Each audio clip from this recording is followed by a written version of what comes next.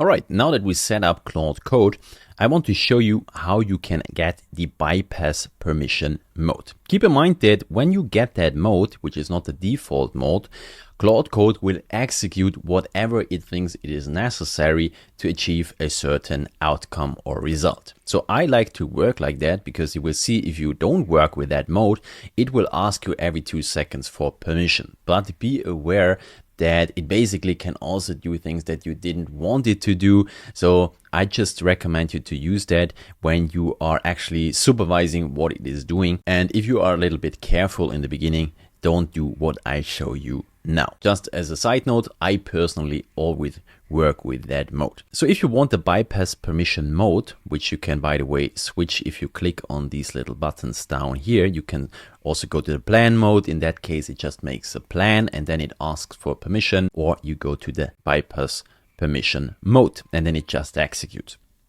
And if you want that, you go up here to this little gear icon to editor settings.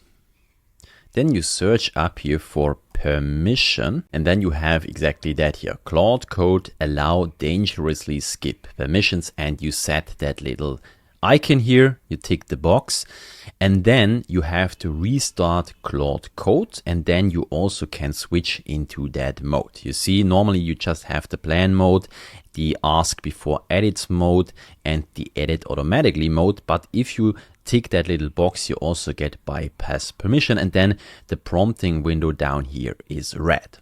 So this is how you get that setting.